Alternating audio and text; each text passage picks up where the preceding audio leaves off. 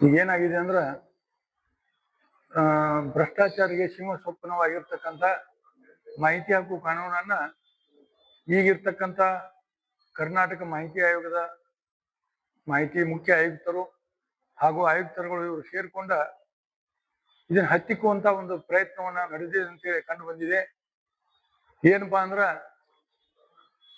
ಒಬ್ಬ ಅರ್ಜಿದಾರ 25ಕ್ಕಿಂತ ಹೆಚ್ಚು ಅರ್ಜಿಯನ್ನು ಸಲ್ಲಿಸಿದ್ರೆ ಅದು ಮಾಹಿತಿ ಹಕ್ಕು ಕಾನೂನನ್ನ ದುರ್ಬಳಕೆ ಮಾಡಿಕೊಂಡಂತೆ ಅಂತ ಹೇಳಿ ತೀರ್ಪು ಕೊಟ್ಟಿದ್ದಾರೆ.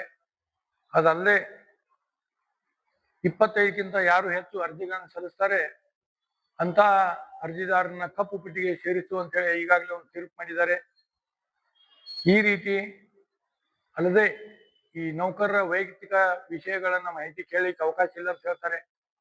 ನಾನು ಕೇಂದ್ರ ಮಾಹಿತಿ ಆಯೋಗಕ್ಕೆ ಪತ್ರ ಬರೆದು ಈ 3-4 ಅಂಶಗಳ ಬಗ್ಗೆ ಇವರೇನೀಗ ಅನುಪಾಲನೆ ಮಾಡ್ತಿದ್ದಾರೆ. ಈ ಅಂಶ ಬಗ್ಗೆ ಕೇಂದ್ರ ಮಾಹಿತಿ ಆಯೋಗ ಹೇಳ್ತು ಒಬ್ಬ ಅರ್ಜಿದಾರ ಬೇಕಾದಷ್ಟು ಅರ್ಜಿಗಳನ್ನ ಹಾಕಬಹುದು. ಅದಲ್ಲದೆ ಕಪ್ಪು ಪಟ್ಟಿಯಲ್ಲಿ ಸೇರಿಸುವ ರೀತಿ ಯಾವುದೇ ಕಾನೂನನ್ನ ಕೇಂದ್ರ ಮಾಹಿತಿ ಆಯೋಗದಲ್ಲಿ ಮಾಡಿಲ್ಲ ಅಂತ ಹೇಳಿದ್ರು. ಅದಲ್ಲದೆ ಸರ್ಕಾರಿ ನೌಕರರ ದಾಖಲೆಗಳು ಪಾರದರ್ಶಕವಾಗಿರ್ಬೇಕು. ಸಾರ್ವಜನಿಕರ ತೆರಿಗೆ ಹಣದಲ್ಲಿ ಅವರು ವೇತನ ಭತ್ಯೆಗಳನ್ನು ಕೊಡ್ತಿರ್ತಾರೆ.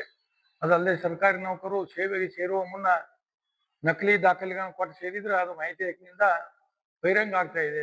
ಆದ್ರೆ ಈ ಆಯುಕ್ತರುಗಳು ಇವನ್ನೆಲ್ಲ ನಿಯಮಗಳನ್ನ ಗಾಳಿಗೆ ತೂರಿ ತಮ್ಮದೇ ಆದ ರೀತಿಯಲ್ಲೇ ಇವರು ಈ ಆಯೋಗದ ಕಾರ್ಯಕಲಾಪಗಳನ್ನ ನಡೆಸ್ತಾ ಇದ್ದಾರೆ. ಅದಲ್ಲದೆ ಮುಖ್ಯವಾಗಿ ಗಮನಿಸಬೇಕಾದ ಅಂಶ ಅಂದ್ರೆ ಈ ಮಾಹಿತಿ ಆಯುಕ್ತರ ನೇಮಕಾತಿಯ ಮೊದಲ ಒಂದು ಶೋಧನಾ ಸಮಿತಿ ಅಂತೇಳಿ ರಚಿಸ್ಬೇಕಂತೇಳಿ ಸುಪ್ರೀಂ ಕೋರ್ಟ್ನ ಒಂದು ನಿಯಮವನ್ನು ಉಲ್ಲಂಘನೆ ಮಾಡಿ ಈಗಿರ್ತಕ್ಕಂಥ ಮುಖ್ಯ ಆಯುಕ್ತರನ್ನ ಮತ್ತು ಆಯುಕ್ತರನ್ನ ನಮ್ಮ ಸರ್ಕಾರ ಏನ್ ನೇಮಕ ಮಾಡಿದೆ ಇದು ಕಾನೂನು ಬಾಹಿರವಾಗಿದೆ. ಇದಲ್ಲದೆ ಈಗಾಗಲೇ ಈ ಕುರಿತು ಪ್ರಕರಣ ಮಾನ್ಯ ಉಚ್ಚ ನ್ಯಾಯಾಲಯದಲ್ಲಿ ನಡೀತಾ ಇದೆ.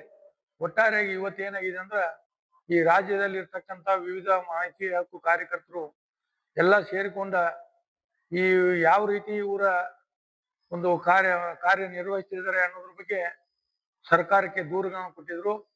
ಈ ದೂರುಗಳನ್ನ ಗಂಭೀರವಾಗಿ ಪರಿಗಣಿಸಿದ ಸರ್ಕಾರ ಏನ್ ಮಾಡಿದೆ ಅಂದ್ರ ಈ ದೂರುಗಳನ್ನ ರಾಜಭವನಕ್ಕೆ ಕಳಿಸಿದೆ. ಸುಮಾರು 10 ದೂರುಗಳನ್ನ ರಾಜಭವನಕ್ಕೆ ಕಳಿಸಿ ಸುಮಾರು 5 ತಿಂಗಳ ಕಳೆದರೂ ಕೂಡ ಗೌರವಾನ್ವಿತ ರಾಜ್ಯಪಾಲರು ಯಾವುದೇ ಕ್ರಮ ಕೈಗೊಳ್ತಾ ಇಲ್ಲ. ಆದ್ರಿಂದ ಇವತ್ತು ರಾಜ್ಯಪಾಲರಿಗೆ ನಾವು ಪತ್ರ ಬರೆದ ಅವ್ರಿಗೆ ವಿಷಯವನ್ನು ಗಮನಕ್ಕೆ ತಂದಿದ್ದೀವಿ.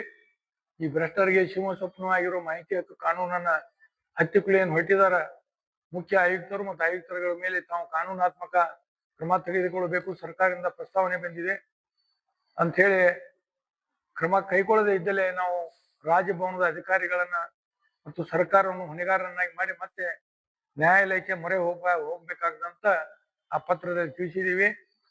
ರಾಜ್ಯಪಾಲರಿಗೆ ಯಾಕೆ ಕಳಿಸಿದಾರಪ್ಪ ಅಂದ್ರೆ ಕೆಲವು ಮಹತ್ವದ ನಿರ್ಧಾರಗಳನ್ನ ಸಂವಿಧಾನಿಕ ಬಿಕ್ಕಟ್ಟು ಬರುವಂತ ನಿರ್ಧಾರಗಳ ಬಗ್ಗೆ ಸರ್ಕಾರ ಮಟ್ಟದಲ್ಲಿ ಕ್ರಮ ಕೈಗೊಳ್ಳಲಾಗುವುದಿಲ್ಲ. ಆದ್ರಿಂದ ಈ ಎಲ್ಲ ದೂರುಗಳನ್ನ ಕ್ರೋಢೀಕರಿಸಿ ಮುಖ್ಯ ಆಯುಕ್ತರು ಮತ್ತು ಆಯುಕ್ತರ ಮೇಲೆ ಕ್ರಮ ಕೈಗೊಳ್ಬೇಕಂತ ಹೇಳಿ ಸಂವಿಧಾನ ಪಾಲಕರಾದಂತಹ ರಾಜ್ಯಪಾಲರಿಗೆ ಸರ್ಕಾರ ತಿಳಿಸಿಕೊಟ್ಟಿದೆ. ರಾಜ್ಯಪಾಲರು ಕಾನೂನು ರೀತಿ ಕ್ರಮ ಕೈಗೊಳ್ಳಿದ್ರೆ ನಾವು ಕಾನೂನಾತ್ಮಕ ಹೋರಾಟ ಮಾಡ್ತೀವಿ ಅಂತ ಮಾಧ್ಯಮಗಳ ಮುಖಾಂತರ ಹೇಳಿ ಬಯಸ್ತಾ ಇದ್ದೀನಿ. ಭೀಮಪ್ಪ ಗಡಾದ ಮಾಹಿತಿ ಹಕ್ಕು ಕಾರ್ಯಕರ್ತ ಮೂಡಲ್ಗಿ. ಹೆಚ್ಚಿನ ವಿಡಿಯೋಗಳಿಗೆ ಪ್ರತಿಧ್ವನಿ ಯೂಟ್ಯೂಬ್ ಚಾನೆಲ್ ಸಬ್ಸ್ಕ್ರೈಬ್ ಮಾಡಿ, ಬೆಲ್ ಐಕಾನ್ ಕ್ಲಿಕ್ ಮಾಡಿ.